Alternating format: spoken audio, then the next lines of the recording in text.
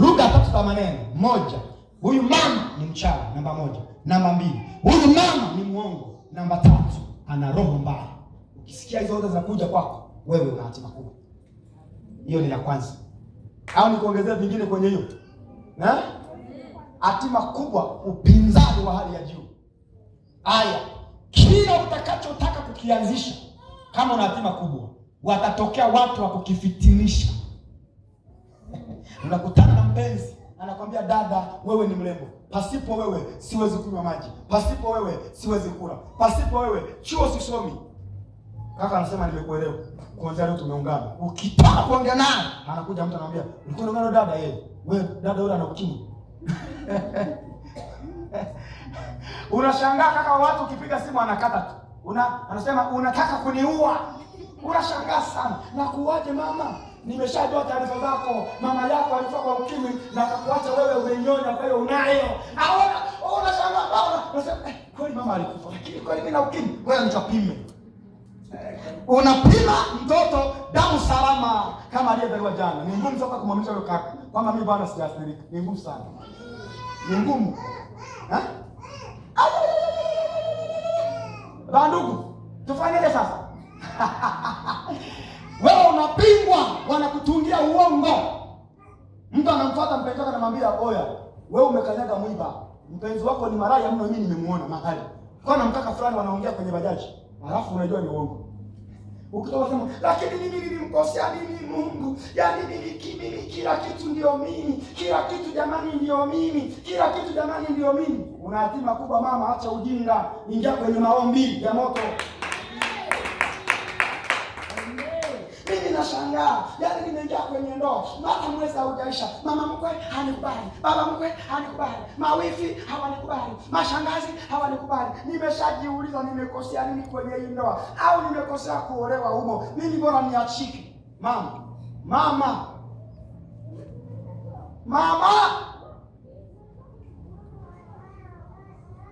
Niangalie sasa. Umejiona kwenye kioo, unajiona? Unajiona kwenye kioo? Nikiwa naongea kioo chako kinakuonyesha. Kuna kitu unakiona kwamba kweli humu kwenye hiki kioo nimo. Nikupe mfano. Mimi siku moja kitu ambacho kilinionyesha kwamba achana vita kubwa zile nyingi nilikuwa nakutana nazo na baba yangu. Mimi nilikuwa nakutana na vita kubwa sana. Haina mfano na baba yangu. Mimi ni mtoto ambaye kuna target nadhani baba yangu alikuwa nazo yeye na mimi. Ila mimi sijui. Sasa mimi nikawa ni mtoto mtukutu sana ambaye siwezi kusikia chochote baba akisema. Yaani hata kama angesema na baba ni pilipili ile ya mbuzi, ni mkali kuliko vile wewe kufikiri. Lakini mimi nimekuwa mtu ambaye hata angesema nini, mimi sifati. Kwa nini sifati?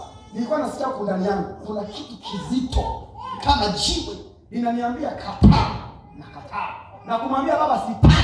Yaani utapiga fimbo 100 lakini anamaliza kupiga 100 anamwambia hata kama ni 100 mimi hakuna. Ndio mimi sasa niko hapa. Sasa siku moja sikuwa najua sana mambo. Siku moja bwana, sio pale nyumbani. Kaka yangu mmoja mkubwa alikuwa ameoa. Ni miaka ya nyuma kidogo. Ameoa mke, unanielewa? Mume wake akai pale nyumbani. Anakaa Buswani, anafanya kazi ya uvuvi. Kaka yangu mimi. Wa mama mwingine. Sasa yule mama sijui kulikuwa kumenyesha mvua kubwa sana hiyo siku. Mvua imenyesha kubwa. Ambapo nafikiri yani shughuli zote za hiyo siku zilikuwa zimefanyika. Kwa hiyo mpaka ile kama saa 6. Yaani wingu limetanda na mvua, ng'ombe bado ziko nyumbani, mbuzi bado ziko nyumbani. Sasa yule mama kuna kitu akawa anaeleka kwa nani kwenye majani sio anafuata mboga akapika. Ana mtoto mchanga. Sasa ameenda kule, amerudi akakuta kwenye nyumba yake kuna mtu ameingia, ameiba fedha. Wakati ule wa zamani fedha ile ilikuwa ni shilingi 600. Ni hela kubwa kwenye ule muda. Sasa tuko wengi pale nyumbani, watoto wa kike, watoto wa kiume, tuko wengi. Sasa mvua ilipo katika, yule shemeji yangu wa huyo kaka akaja kushtaki kwa mzee. Akasema leo kuna mtu amekuja nyumbani kwangu amefungua, amechukua hela mezani kwenye chumba cha kitanda. Yaani kule chumbani anapolala kwenye drawer ya kitanda amechukua shilingi 600. Akasema sasa mimi sijajua ni nani aliyechukua. Mzee, yaani hata kama umesafiri unaita. Uelezee 600 iko. Sasa akatukusanya, ni wengi, ni timu. Yaani achana na mzee kama nasema na Yanga. Sisi unaweka Manchester, unaweka Arsenal, unaweka na Madrid, unaweka na nini nyingine? Barcelona. Ni timu kama 20 nyumbani pale. Sasa mzee akatuita. Yeye anataka na mapenzi. Anaanza kuanza kesi. Anasema leo kuna kitu tumefanya ili niweze kujiridhisha, ili moyo wako kwanza ufurahi. Nataka niwapatie kwanza dozi ya 10 kila mmoja. Alafu wakati nawapatia dozi ya 10, mnakuwa mnajifikiria umemwona nani anafanya hiyo kosa. Kosa hajasema. Unanielewa? Akatuanzisha 10 kwanza. Hajasema kosa. Akauliza akasema, "Ni nani ambaye amefanya kitendo hiki ambacho nawachapia?" Akiwa hajasema. Kila mara anasema, "Baba tujui, baba tujui." Anaongea tena 10. Ajiridhishe kwamba mioyo yenu sio migumu. Akatuongezea 10. Ni 10 sio za mkaratusi mama. Sio hizo za kweli za mtananilizi unapiga maneno vunjika nini? Mkaratusi. Akatuwekea 10 zingine kila moja. Akasema, "Jitajeni." Yaani kama unajua ni wewe umeshafanya kosa kuanzia asubuhi, lolote taja kosa lako. Kama nikikutana ile ambayo mimi nalitafuta, nakupa kerubu na huyu anasema mimi baba nilikuwa nimeenda anataka wengine. Hiyo sio yenyewe, ila njoo kwanza. Nao nitafuta sio hilo, lakini hilo pia ni kosa. Njoo unapewa 10. 30. Anarudia tena. Umegundua kosa hilo? Mnasema bado, anarudia tena. Mnaanza nyoyo kuumana. Bwana jiseme bwana. Ujiseme bwana. Tunaumia sisi bure hapa. Ujiseme bwana. Hivyo sasa. Wakati unasema ujiseme, sauti inayotoka kubwa zaidi. Mzee anashtuka anasema, "Huyu anayeng'ang'ania wengine waseme ni yeye njoo." Sio mimi nafasi ongei. Nafaka siongei. Moyo unaniuma. Mimi moyo unaniuma. Viboka ambao tunapigwa kwa ujinga wa namna hii. Jicho langu limeshakuwa jekundu kama la ngumi. Kwa sababu mimi nimejifunza kupigana sana. Tuachane hiyo.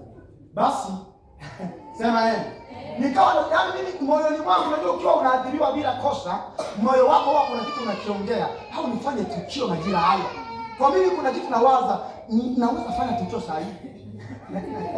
Kwa hiyo ile inanipa uchungu na macho yangu yanabadilika, yanakuwa ni mekundu ya hasira.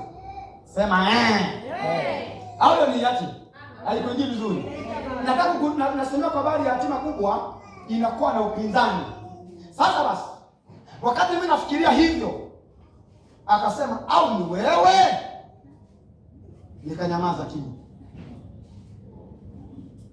Akasema, "Nina wasiwasi na wewe." Ona mtihani na uto. Akasema, "Nimejaribu kufikiria kwamba muda huu mvua ilikuwa imenyesha. Tutaiangalia miguu iliyoelekea pale, tutaihesabu. Kwa hiyo tutaangalia ule mguu ambao umekaa vizuri, nyinyi wote unakuja unaweka pale mguu. Zeni mwanajeshi unakuja unapimanisha pale kwenye kigari, pale ambako mguu yule aliyeenda kuiba alipokuwa anapita. Unakuja unaweka. Anaangalia, anaona sio yeye. Anasema toa, anakuja mwingine, weka. Na unaweka. Tuko kama 200, anatuwekesha mguu. Nataka nikwambie kama unakuwa una nyota mbali. Una nyota mbali. Zamu yangu itafika. Na mimi nilikuwa ninajua fika kwenye moyo wangu lazima kesi hii itaniangukia. Maana mzee mimi anifikiri vema, nikaja na mguu wangu. Yaani mguu ndugu yangu, yaani kama mguu ni kadogo. Ligule nilikubwa la mtu mzima kabisa. Nilipo akasema tayari. Nimeshampata. Nilichapa viboko 150. Naona anataka hiyo hela 600 niilete. Ni hela kubwa saa ile. Ambayo ili nipate itakiwa nichunge ng'ombe wiki 2. Nipate 600. Wiki 2 nachunga ng'ombe au 3 nipate. Sasa naipataje 600? Na wakati hujaichukua. Yaani mzee Karumna, mimi hata kuwa napita sehemu kwenye majani ya mtu nikachukua lile jani la pale nikaichuma hivi. Ni kitu mimi sijawahi. Mzee ananiibisha 600. Nikawaza, yaani baada ya ile tukio itatakiwa mimi nitoke hapa nyumbani, nitoroke niende kwenye miji huko nipotee. Na waza moyoni, sina mawazo yangu 150 fimbo nimeugua. Sasa ukiongea na zile kama 40 za ziada, na yeye ana fimbo za hapa na pale, akikupiga ukasema anafuta, anaanza na moja.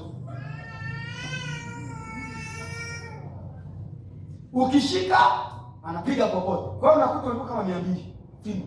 Nakwambia kweli mimi. Akija ndugu yangu hapa muulize, atakwambia. Mzee alikuwa anatupa adabu yani. Jamani. Yaani anaadabisha kwa kiwango ambacho yaani mimi nilikuwa naona sio cha kibinadamu. Kile ni cha kikatili. Si ni yatima inaongea. Ni yatima na kuonyesha ujue changamoto unazokutana nazo zinaongea unapokwenda ni mbali. Sasa shetani anataka kuwekea upinzani na pingamizi vingi. Basi baada ya kuwa nimemaliza kuchapwa, yaani nilipokuwa nimelala pale nimechapwa, kuamka nilishindwa. Siwezi simama, yaani mwili wote umekuwa ganzi. Nimechapwa humu, nimechapwa matako, nimechapwa hapa, nimechapwa humu na mdomo umechapwa. Unachapwa mdomo mama? Unajua funga ya mdomoni? Mdomo unachapwa. Fanya hivi, unafanya hivi. Mimi hapo naelewa. Mdomo wangu umechapa. Alafu anachapa nabii baadaye miaka ijayo. Lakini kwa ujumbe mama, utajuaje pinzani unapokuwepo? Wanakutendea watu uongo. Yaani wakati nimejua kuamka, yule aliyeiba ile hela, moyo ukamuuma sana. Akasema adhabu aliyopata huyo mtu ni kubwa sana. Sasa nimwambie mzee mimi nimeiba. Angalau na mimi niadhibiwe hata nusu ya hizo fimbo. Akasema baba, mimi ndio nimeiba hiyo hela. Yaani mzee hakuamini. Asema haiwezekani. Aliiba ni huyu. Kuna kitu umenichezea. Akamwambia neno lile hiyo hela. Akaenda akaileta 600 hiyo. Lakini bado mzee hakukubali kama mwizi sio mimi. Yaani anataka kujua mwizi ni mimi, ila nimefanya target na huyo mtu. Na wakati wa muda wote tunapata adhabu, mimi niko mbali naye. Anayesema yuko kwenye pembe kama alipokuwa mama, mimi niko hapa. Hata namna kuwasiliana, hatujawasiliana. Mpaka siku anakufa alikuwa anajua niliiba 600. 600, nimeiba 600. Kwa hiyo watu wenye hatima kuwa wanatungiwa vitu vingi vya uongo. Vingi vya uongo. Hata inakuwa ni kubwa. Hiyo ni number 1. Number 2. Umenielewa mama? Kwa hiyo ukiona watu wangu, yani unakuwa unashangaa, unakutana na devote anakuambia, yani sasa anaongea na Musa. Anaongelea habari ya Pedro. Pedro ameniambia hivi na hivi na hivi. Wala Pedro hajaonana naye. Jana unaweza kutokea watu wote wanakuangalia macho mabaya. Unajiuliza mimi kanisa hapa na tatizo gani? Mbona kila mmoja ananiangalia tu la kunikimbia? Kuna mmoja ameshakupandikizia mbegu ya hatima. Unajuaje na hatima kubwa? Kanisa. Kuna watu wanatungia uongo. Amen. Sasa kama unatungia uongo, jiandae kwenda mahali mbaya. Na usiangalie mambo mabaya yanayotokea. Unanielewa vizuri? Angalia vita unavyopitia na upinzani, vikwambie unaenda mbali. Amen. Ninaeleweka mpaka hapo? Mwanzo 37:1 utasoma mpaka mstari wa 16 wewe mwenyewe ukitoka hapa. Na Mwanzo 37:1 mpaka 16 utasoma, utaona hapa ambapo tulikuwa tunafundisha. Namba 2, maisha yako huibua mitihani isiyokuwa ya kawaida na majaribu yasiyokuwa na peni. Ili ujue mimi na hatima kubwa. Yanakuwa ni maisha ya mitihani. Maisha yako huibua mitihani. Shetani kafurumondo ushindo kwa jina la Yesu. Maisha yako huibua mitihani isiyokuwa ya kawaida na majaribu yasiyokuwa na mpeni. Yaani unajaribu kila unayemweleza, hata kama mko marafiki anakuacha. Hauna mpeni. Wewe una hatima kubwa.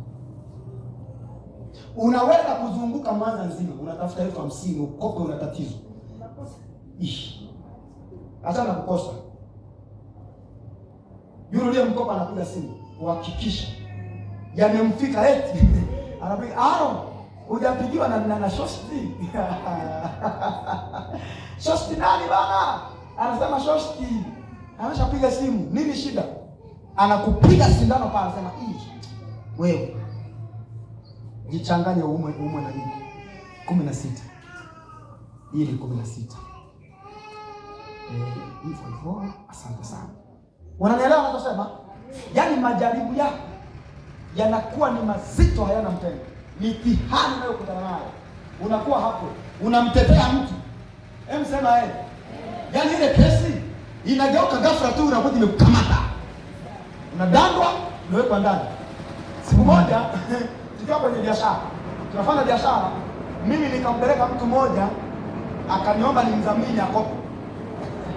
Kia akamjibu. Nimempeleka amekopa hela. Amekopa hela. Yeye kila ilipokuwa inafika siku za kulipa mkopo, anaenda baa, analewa. Mimi nimeokoka, nampenda Yesu. Alafu wadai wa makwahela hivi wanakuja kunikamata mimi. Wewe ndio uliyemdhamini. Jamaa tukimfuata baa, anakuwa anatuuliza, wewe ni nani? Yaani ajui mko wapi? Ajui wewe uliyekuja ni nani? Kwa sasa inalazimika wewe mtu mbichi uende utafute hela za watu zilipo. Hakuna mpenyo. Sasa siku moja bwana, deni nikalilipa mwenyewe, unajua sehemu yake. Mwisho wa siku nilikuwa wakati nikalemewa, mwenye deni akatupeleka mahakamani, mdaiwa na mdhamini. Fika mahakamani, akasema hiyo hela atalipa, naye akasema nalipa nini hiyo hela? Unipe muda. Akampa miezi 6. Alipe kidogo kidogo. Baada ya miezi atakuwa analipa. Nataka niwaambie kitu. Huyo kaka hakulipa hata mimi. Miezi 6 imepita, deni liko pale pale limevimba. Mahakamani tunaitwa. Ona maajabu sasa. Siku ya kwenda mahakamani, kati ya mdai, kwa sababu kama mdai haendi, anatakiwa aende aliyemdhamini aseme kwa ajili yake. Mimi nimepata msiba nyumbani. Nenda mimi msibani. Mdaiwa anatakiwa atende mahakamani, yaje aende. Wanamtafuta sasa yule mdhamini, hapatikani. Natuma summons. Yule akipatikana popote pale akamata. Ambaye ni mimi. Kwa sababu naye alidaiwa, yeye ameelewa. Yaani mimi nina msibani, nimekaa siku 4 msibani. Yeye alielewa hizo siku zote. Mpaka nimerudi ameelewa. Kwa mimi nafika pale, nakuta summons imeandikwa huyo mtu akamatwe. Ayo. Mimi natokea. Useme amina. Amen. Yaani ni mitihani na majaribu yana mpendo. Mimi naweza eleza kitu, mtu akaelewa anachosema. Ona kitu kinachotokea. Tulipofika mahakamani, unanielewa? Nikafika ndio chini ya ulinzi. Nikatulia. Chini ya ulinzi mimi? Kweli? Kasema hamna, wanatania hao. Kasema wataelewa. Nashangaa ghafla nakuja defender. Akia. Sijielezi ba. Wewe panda. Ghafla roka. Dakika 10 ni nyingi. Waliotoka wote wanaenda magereza. Huyo nimeenda magereza. Ni majaribu na mitihani ya mpendo. Umewahi kukutana na nini mbele yako kikaonyesha kwamba wewe hautakiwi uhusikani na kitu, lakini unajikuta unapoteza vitu vyako, unapoteza mali zako, unapoteza uaminifu kwa watu wako wa msingi kwa sababu ya hatia.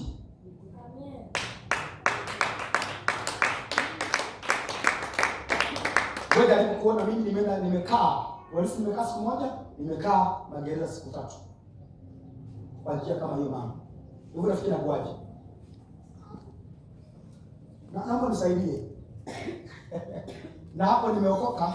Yesu ni mfalme na ni Bwana Mungu wa amani kwa wote wenye mwili. Niambie wewe mama Kayaini, kanisani utakaa kwa Yesu, utasema kama urokole ni hapo, amuna unione mimi naachana nazo, bora nijiendelee kukaa kupiga umaraya wangu.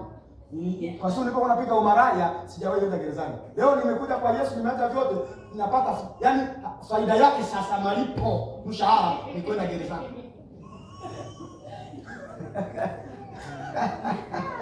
Naongea na watu ambao wana hatima kubwa. Unapambana na mtihani au unampenda? Hivi unavyoniona mimi, nikiwa kwenye mafuta kama hivi, inatokea changamoto, mimi nafungwa pingu. Na ujieleze, unajua. Alafu unaweka pingu kwenye vitu ambavyo ni vyako 100%. Ni majaliwa yana mpendo. Utajuaje baadaye? Mafuta unapaka. Suri niona.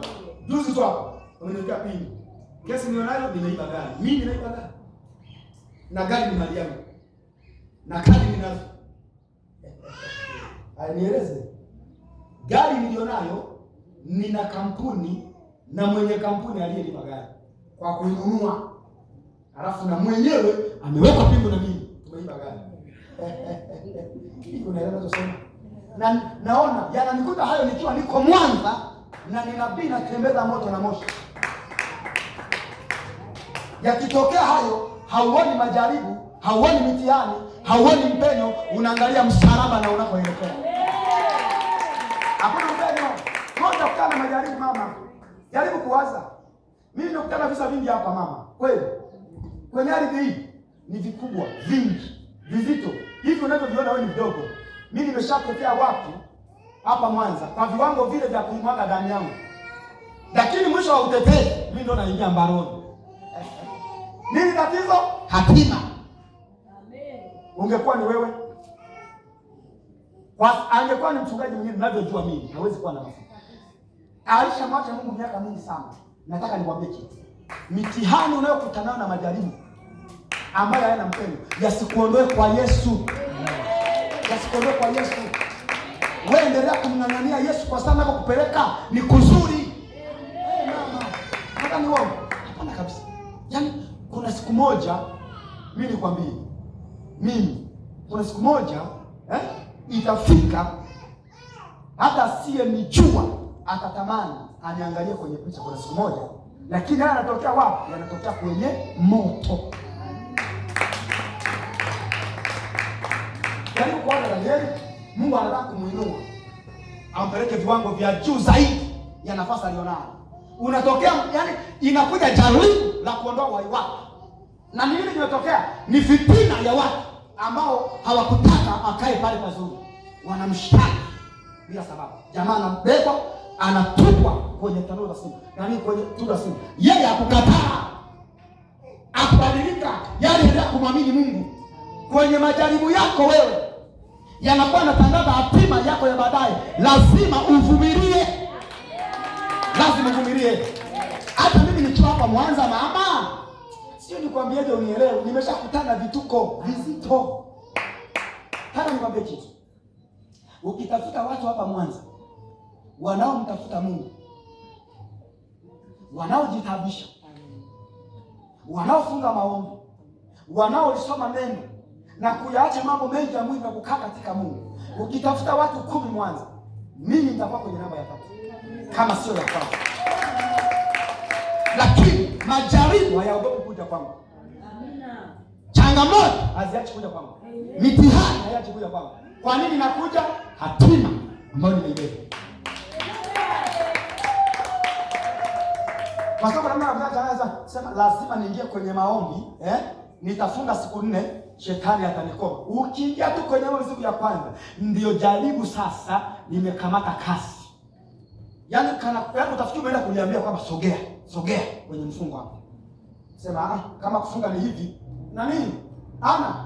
Chemshie uji kidogo. Mimi haya mambo siwezi. Yaani ninashangaa, eti leo nimefunga, nimeanza na kualisha. Tumbo lenyewe linapata nafaa tu hivi. Nasikia mikojo inataka kunipita. Mwili wote umekosa nguvu. Sasa pika uji mimi. Nitafuta kesho. Yesu oye. Amniamini Marko 1:12 unatakiwa uniamini ninachokwambia. Unatakiwa uniamini. Unatakiwa uniamini ninachokwambia. Unatakiwa fanyaje? Uniamini ninachokwambia. Unatakiwa uniamini. Yaani utafutaji wa pesa wa kwangu ni wa moto. Nimewahi mwaka 2010 nilikuwa nimekuja kwa mjini. Nimetafuta kazi nzuri hapo, nimepata, nilikuwa nafanya kazi. Nikiwa kazini, wameenda nyumbani kwangu, wamevunja nyumba. Wameiba vitu vyote. Unajua vyote tunasema begi za nguo, vyombo, sahani, bakuli, zote wameiba. Eti mama kinyo nafanyaje? Na nina nguo zangu mama. Mimi usinione hapa mama, sivalii Mwanza mama. Mimi nimekuwa najua kuvaa nguo mama.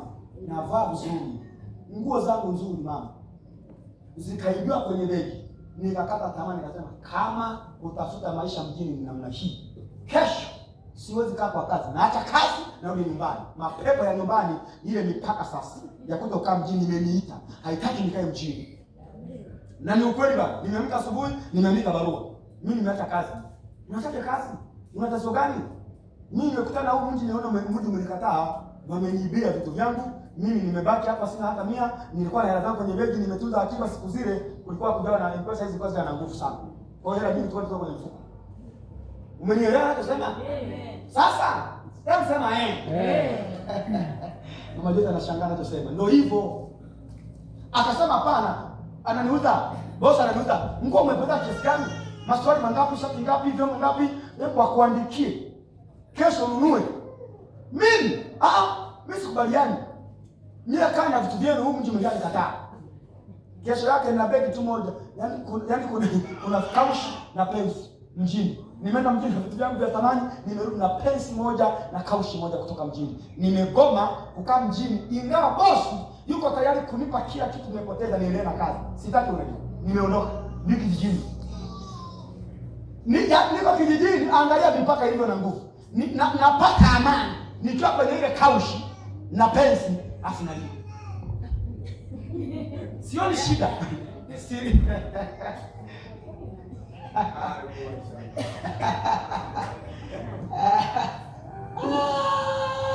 Yesu oye. Sasa wewe mama, uniambie umejaribiwa nini wewe? Umejaribiwa nini? Umeshajaribiwa nini wewe mama? Wewe hujajaribiwa. Unajifanyisha tu. Nimeenda pale, nimekaa nyumbani. 2010 imeisha, 2011 nikasikia tena kengele nalia. Nakaje maskini namna hii? Nikatafuta pesa kwa bidii na kwa nguvu. Kuna mzee mmoja alikuwa na kijana ni rafiki yangu, nimekuwa mwalimu wao na wafundisha. Akasema na wasupport na kijana wangu mwenye mfungue biashara. Mtaji tunataka kidogo tutafuta na yaka tuongezea mtaji, tukaja Kiamero tufungua hoteli. Ndugu yangu, wewe unajua mziki lakini. Advertise Kiamero hii. Ndio alikuwa kuna mradi hapa ujenzi wa barabara miaka hiyo. Tuko pasta, kuna watu mbalimbali, yaani kuna watu mbalimbali wako hapa. Tunafanya biashara na kibali cha kufanya pesa. Yaani mimi pesa huwa inaniogopa sana. Nataka nikwambie, naiamuru hivi. Nikaziamuru pesa. Hela zimekuja. Tunaenda kufanya kazi. Ndugu, tumeshamiri mjini. Tunauza chakula, tunauza supu, tunauza uji, kila kitu kizuri kinapatikana.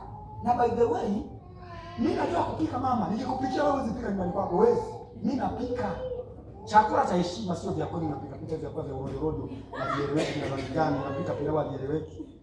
Pika pilau lenyewe ndio naongea kama mimi na humu namo nione kuna mdarasini, humu kuna iliki, humu inaongea pilau. Unayopika hapa huko ni peusi, huko ni peupe. Huko ni panjano, huko ni pakijani. Unapikaje mama? Alafu wewe kwenye hiyo mapishi yako ushawishi mwanaume akae kwako. Wewe. Hakuacha. Nikwambie. Katuma mapepo kwenye biashara. Ayaondoe wateja. Hayo mapepo. Wala ayaidi hela. Yanakuja kutupisha kwanza kutuambia kwamba nyinyi mlipokuja hapa amjitambulisha. Mtarudi mifuko. Pepo inaja kwenye chupa ya soda. Linainywa haijafunguliwa. Unaamka asubuhi unakuta kereti zima la soda halina kinywaji, alafu chupa haijafunguliwa. Unaamka asubuhi unakamata chupa, yaani ile chupa ya Grand Malika, unaitikisa hivi iko kama, alafu haijafunguliwa na kinywaji hamna. Nataka uniambie utapata amani ufanye biashara pale? Nini kinatusumbua? Hatima kubwa. Amen. Tumekaa pale sisi wenyewe hela tunazo, kufanya biashara tunashindwa. Wateja wanakuja kula, akili kwetu hamna. Tunawaza soda inanywewa bila kufunguliwa. Mteja anaongea chakula, wewe mnauzana soda wewe na mwenzio, na tunamlana wewe tuna majibu, tunauzana hivi soda. Yaani wateja wanaondoka, hatuwezi kuambia kitu najua. Sasa wewe unafanya biashara siku mbili, unasema wameiroga. Unafanya haraka wewe. Tumekaa pale tumeng'ang'ana. Zile hela zote tumezila. Zimeisha. Tuli kilomita kutoka pale kwenda nyumbani ni kama 150 au 200 kasoro. Tumetembea kwa mguu usiku wa manane na begi hivi. Mwanaume mzima na begi. Unarudi kijijini mambo yamegoma. Nini kinatokea? Hatima kubwa. Ina vita na mitihani isiyokuwa na mpendo. Tumefika nyumbani, miguu imevimba, yaani hata pole hawatupi wanalia tu. Miguu imevimba, wanalia. Nakuaje? Kando siku 14 ndio unaweza kutembea. Unaelewa ninachosema wewe? Wanasema mimi nimetafuta imegoma. Kwenda hapo unanibu igome kutoka dagaa. Wiki moja ndio unasema maisha yamegoma. Wewe vipi? Mimi nimeona Mwanza ni ngumu sana. Mwanza ni ngumu sana ngapi wewe? Ugumu niulize mimi nikwambie hiyo kitu. Si unieleze. Hatima kubwa ina mitihani. Ina majaribu hayana mpendo. Na vitu vingi nakwambia. Namba 3. Marko tutasoma moja kuna jamaa soma sikia. Marko sura ya kwanza mstari wa 12. Mara Roho akamtoa aende nyikani. Akawako huko jangwani siku 40. Sikiliza. Anapelekwa nyikani ili ajaribiwe. Namba 4. Namba 3. Aya. Kupatwa na hisia kali. Ili ujue una hatima kubwa. Kupatwa na hisia kali, kuwa kile ulivyo sio mpango kamili. Na kupatwa na hisia kali, kuwa kile ulivyo sio mpango kamili na hautatosha katika nafasi uliopo mpaka pale utakapotoka. Nifafanue vizuri unielewe. Narudia tena. Ni unapatwa na hisia kali, kuwa kile ulivyo sio mpango kamili na hautatosha katika nafasi uliopo. Yohana 4:34-35. Nachokiongea kinaponja akilini wewe. Nasema hivi. Hautotosha katika nafasi uliopo. Yaani unakuwa hapa unafanya biashara labda ya kuuza karanga, lakini unajiambia mimi kweli nauza karanga. Na hisi kama hizi karanga sio kitu changu. Ndani utakuwa unasikia hisia kali, inaikataa hali uliopo. Huko kwa mtu unafanya kazi, ila unajua hivi nikiamua nikatuna, siwezi kufanya hii kazi kama yangu. Unakuwa unapata hisia kali inayokinzana na unachofanya. Ndio maana naozungumza hapa. Hiyo ni point ya 3. Ili ujue una hatima kubwa, chochote unachofanya ambacho sio hatima yako, utakuwa unakiona kuwa kidogo cha wewe. Amen. Wangapi wamenielewa? Nemo umenielewa? Asante sana. Yaani unakuwa unafanya kitu, kwa mfano unaolewa, mama anakuambia bwana, mimi tegemea mimi. Nitakupa kila kitu. Kaa nyumbani, sitaki ufanye chochote. Utakula, utakunywa, utaoga, utavaa, utapata cash money. Kwa na point. Yaani unajua unamkubalia. Inapita kama wiki mbili unakaa chini. Unajua hivi mimi kweli Joyce nikae ndani. Mbona kama ile masuala haki? Unaanza kufurukuta ndani. Mimi nimeona wewe unanichanganya. Mimi nataka nifanye kazi. Nitapata ugomvi nyumbani na nipe mtaji bwana nifanye kazi. Nini? Wewe uishi kwenye ndoa. Kuna kitu cha ziada unatakiwa kufanye ambacho ni cha hatima. Ndio umeisha. Namba 4. Na natakiwa hapa leo nimalize. Moyo wa huruma na upendo usioweza kuzuilika. Dalili 9 za mtu mwenye hatima kubwa. Unakuwa na upendo mkubwa na huruma ambazo haziwezi kuzuilika. Inakuwaje hiyo huruma? Unakuwa na huruma kusaidia, yani una huruma, unakuwa na huruma ni sawa na upendo ambapo mtu yeyote hata kama akikudanganya anakutapeli. Unakumbuka, mbona aliniambia vizuri? Unaanza kujilaumu, umeshaliwa. Na mtu wa namna hiyo huwa hawezi yaani hata kama unakwambia aisee huyo kaka unayeongea na mimi nimeona kama unajua mimi sijamwamini, unamwambia kivipi kaka na maneno yamenyoka ili uliwe. Ukae tu kwenye moyo wa kuumia, kwa sababu mtu yoyote mwenye upendo na moyo wa huruma usioweza lazima akae kwenye maumivu ya matendo anayotendewa na anaowahurumia. Je, una huruma moyoni mwako? Mama Gonzo anajua muziki. Ameingia kwa siku 2 akapigwa kibamba. Anakuja kuzinduka anasema, "Sasa ni mambo gani haya?" Anakuja kushangaa tena anapiga cha pili. Anakuja kutoka cha tatu, akapigwa na cha tatu. Anakuja kukumbuka ni asubuhi, kumekucha ni saa 1 kamili asubuhi. Sasa waliopiga kibamba, anaanza kuwatafuta kwa mguu, wewe mjini. Ndio unamtafuta mtu kwa mguu, mjini. Simu haipatikani. Unasema mimi sirudi tena. Yaani mambo ya watu hawaeleweki. Subutu wewe. Ghafla unashangaa anakuja Ajuna. Anakuambia, "Mama, unasema nieleze." Akikuelezea tu unakaa muone moyo unauma. Aisee, sawa, hamna shida bwana. Na yeye anakupiga ili ukae unalia. Na una huruma? Mzee Karungu, una huruma? Huruma inatangaza hatima kubwa, upendo mwingi unatangaza hatima kubwa. Kwa hiyo kuumia kwako hakutaisha mpaka ufike kwenye hatima yako. Umenielewa ninachosema? Au hujanielewa? Kitabu cha Mathayo. Hapa tusome Mathayo. Mathayo. Umeona? Kupatwa ile ya kupatwa nimesema kitabu nimekusomea. 35. Asante. Ya tatu kitabu hapo hii ni ya moyo wa huruma. Ya tatu nimesoma Yohana 4:34-35. Namba 4 ndio moyo wa huruma na upendo usioweza kuzuilika. Yaani una upendo kasi unapitiliza yani. Ushauriki unajua. Mwanamke anakuangalia, anakuambia, "Mama, lakini hapo umeenda mbaya." Unamwambia wewe una roho mbaya. Wewe niache nini? Siku umeshapigwa, unamwambie au nimwache kidogo. Mimi mama atanicheka sana. Sema mimi simwambii. Baadaye unaanza kumwambia, "Yaani bwana usiamini bwana watu, unajua nimekusikiliza." Wewe moyo wako lazima uumie. Umewekwa ili uumie. Tudi na huruma? Kweli. Na huruma kweli. Ambaye hazuiliki. Na upendo ambao huzuiliki. Haya, kagua sasa watu wote ambao wewe unawahurumia. Alafu ona sasa, wewe mwenye hatima kumwonea hurumia. Hakuna mtu yoyote anayekuhurumia. Wewe unabeba tu kuhurumia wengine, wewe uhurumiwi. Unapenda watu mpaka unatamani ningewabeba wote niwakalishe kwangu. Wewe nikukute jambo uje uone. Yaani wale wote ambao unawahurumia wanakuzimia simu. Kila ukipiga simu anakuminya. Unaandika ujumbe. Anakwambia, "Niko busy, nitakupigia." Kwenye simu anakuepuka. Mama anakwambia, yaani unaenda kwa unampigia simu unamwambia anakwambia, "Nimesafiri." Unajiuliza, hivi watu wanasafiri wakiwa bado kwa siasa kweli hivi?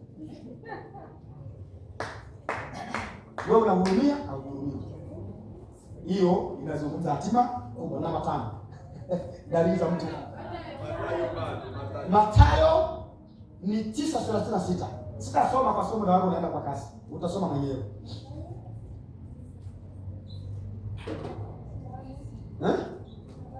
Namba 5. Mtu mwenye hatima kubwa atajuaje ana hatima kubwa? Anakuwa na kiu kubwa ya kumsogelea Mungu, ingawa Mungu hajibu kwa haraka maombi yake. Na kiu kubwa ya kuwa karibu na Mungu, alafu Mungu hajibu kwa haraka. Kwa kitakachomkatisha tamaa ni yeye kukaa karibu na Mungu, alafu Mungu ajibu. Je, wewe ni mtu ambaye unapenda kumkaribia Mungu sana, alafu Mungu akujibu? Hatima yako. Namba 6. Sasa hata mnipigie makofi mnaandika tu. Leo nimesaidia kanisa. Kwa hiyo mambo kiaona Judy, ujue hiyo jambo limetiki. Limego forward. Limego in. Nampenda Mungu. Leo kama mnachompenda Mungu lazima leo kwenye hili jaribu lazima nitoe. Shangaa sasa. Mungu anakuangalia kwenye jaribu unaingia na umempa Mungu siku 3 za kukaa kwenye wewe wake. Unashangaa. Kulikoni? Unavyoniomba nikufanyie ni vidogo vinavyo kuangalia. Kwa hiyo lazima ukutwe na vidogo vikuimarishe kwenye vikubwa. Je, uko tayari kuvumilia? Swali dansa.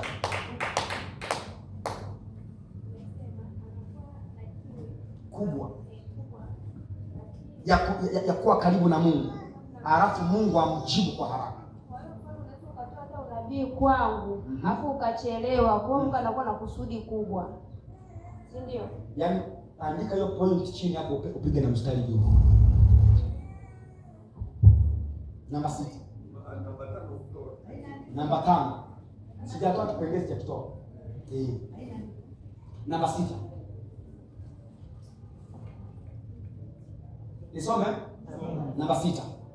Kuondokewa na vitu bora na vizuri na kuonekana unabaki ukiwa peke yako na jangwa kwenye maisha. Na vitu bora na vizuri. Marafiki wazuri watakuacha. Utapata mchumba ambaye amekuahidi na anaprovide. After wanasema wanakata simu. Piga simu namwambia kaka, nimekosea nini? Mimi nimekuchagua wewe uwe wangu. Anasema mimi naweza kuwa na wewe. Mbavu. Kwani kuna mdanganya wewe ni mwizi. Unamka asubuhi unasema, hivi mimi sitaolewa milele. Acha ujinga wewe. Mimi na wanaume wote, ukisikia ni mdada nakwambia wanaume wote ni mbwa. Nina hatima kuwa alijui. Mimi siwezi amini binadamu humu duniani. Unaongea nini una hatima kubwa? Waamini tu binadamu. Okay, waamini binadamu hata mimi uniamini. Sasa kama unaniambia waamini binadamu na mama yako muamini. Mimi usione hapa wanawake waaminiki, wanawake waaminiki na mama yangu waaminiki. Ukisikia dhoruba ndani ya mtu unajua na hatima, unahitaji kufunuliwa, unajua kama huyu. Anaanza. Namba 6 narudia tena. Kuondokewa na vitu bora. Una nyumba nzuri, unajikuta kwenye kupanda na nyumba haipo. Nini kimetokea? Hatima. Ulikuwa na gari kali la moto, safi kabisa. Inaondoka. Nini tatizo? Hatima. Nilikuwa na marafiki ambao yani bila kuwaona haturali, hatuendi kuningua, hatuogi. Ghafla wanakatika na wanapata kwenye mazingira ambayo yani ndio ulikuwa unawahitaji. Subiri basi kwanza, sio na haraka. Una haraka gani? Una marafiki wazuri mama, yani mko hivi. Ghafla binifu. Ambapo ulikuwa unaona kabisa vitu vyako wewe umeshawatumikia. Sasa muda uliofika ni wao wakutumikie. Wanaanza kukwambia wewe unaga budget. Unaga budget. Wewe una matumizi mabaya na mama wako alikuwa anatuambia. Wameteleza. Unabaki kuanza kujiuliza. Hivi kweli mimi nilikuwa mama anakuja hapa mimi nawachinjia mpaka kuku zangu, mpaka ufugaji wangu umeharibika kwa ajili yao. Leo wananiambia mimi na matumizi mabaya kweli? Wameteleza hivyo. Vitu bora na vizuri vinakuacha. Unabaki peke yako. Unakaa kwenye jangwa. Sasa nikupe siri itakayokusaidia. Kuna kipindi ambacho unahitaji mtu ambaye hakuhitaji. Na kuna kipindi ambacho kuna mtu anakuhitaji wewe muhitaji. Jua namna ya kutembea nao watu hao. Kwa sisi sana. Hakuna aliyeelewa. Do you love me? Mimi natoa mfano. Sijasema ni unipendi. Mwani kwa chini. Nijiongelee kuhusu mimi. Mwenye kiti wangu wa mama. Eti.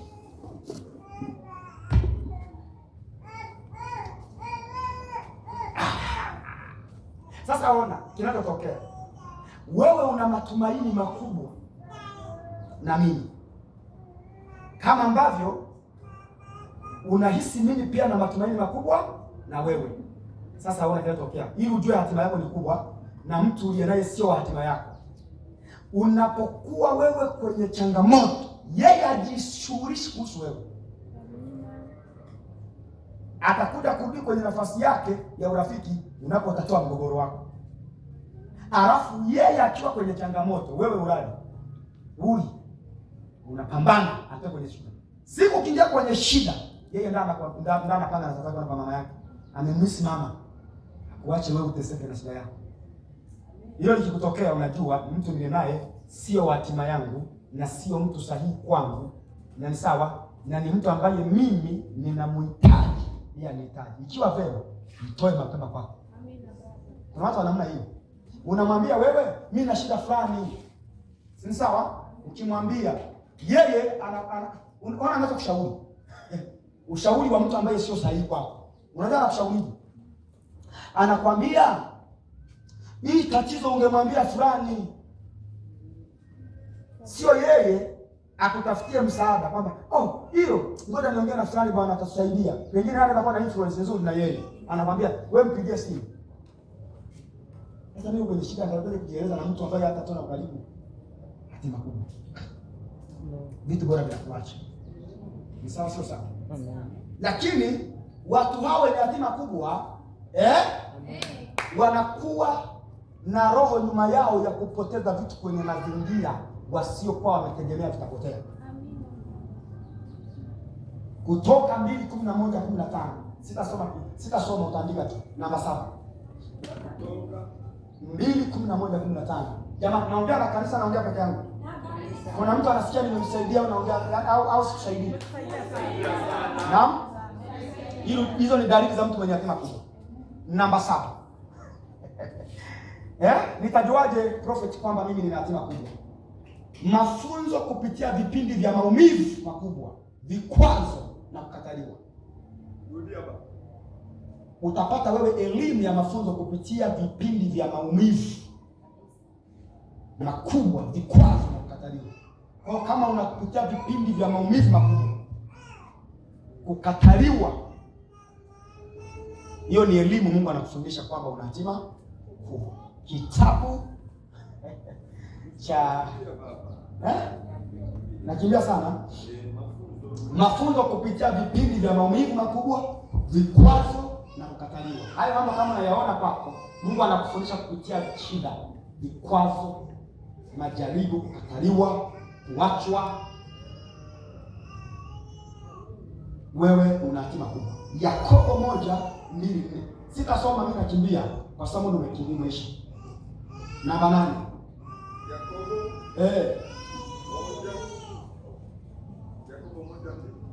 Yakobo 1:2-4.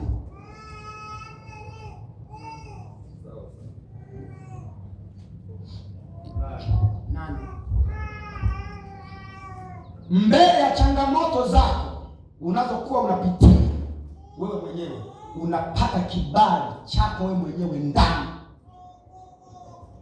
Unasikia unapata changamoto afu ndani wewe mwenyewe unajifariji. Yatapita, yana mwisho. Haya, sikia wewe anajua mpaka vumilia. Tuambie.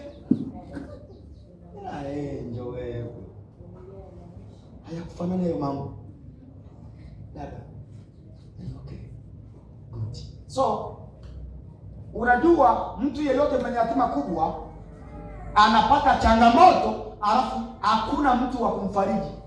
Na hata wakikufariji upokei faraja mpaka wewe mwenyewe useme hivi, haya mambo mbona yana mwisho? Hakuna lenye mwanzo lisiokuwa na mwisho. Kama unajiambia hiyo kitu, wewe una hatima kubwa. Mbona ni kawaida? Alafu na yaweza yote nini katika yeye anitia nguvu. Saa ngapi? Wewe una hatima. Namba 9 ya mwisho kabisa. Hapa hakuna kipengele chochote. Namba 9 cha kipengele. Namba 9. Msalaba. Sija kusema kweli. Amina. Kupata nafasi ya kusema ndio kwa Mungu na kutii bila kujali mazingira magumu. Mungu akiongea unasema, Baba, nifanye niwe kama upenda wewe, unaenda mbali. Kupata nafasi ya kusema ndio kwa Mungu na kutii bila kujali mazingira.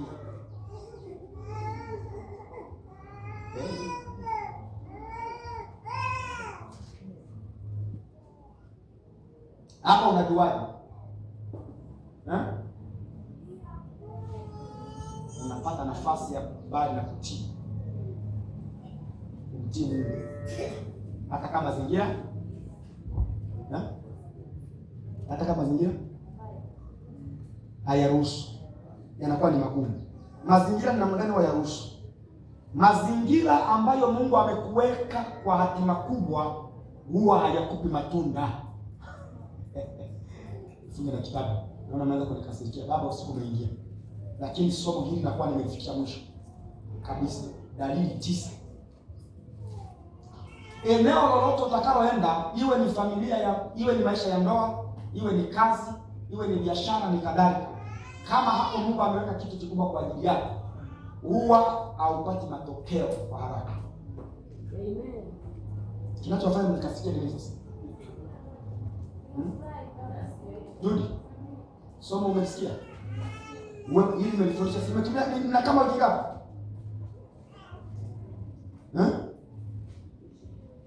Na haleluya. Alhamisi kwa neema ya Mungu nitaanza kugusia laana inayozuia baraka za watu kupitia ardhi. Nitakuwepo mimi. Mwana ndio kuwepo mimi. Sasa Alhamisi nitagusia nini inayofanyaje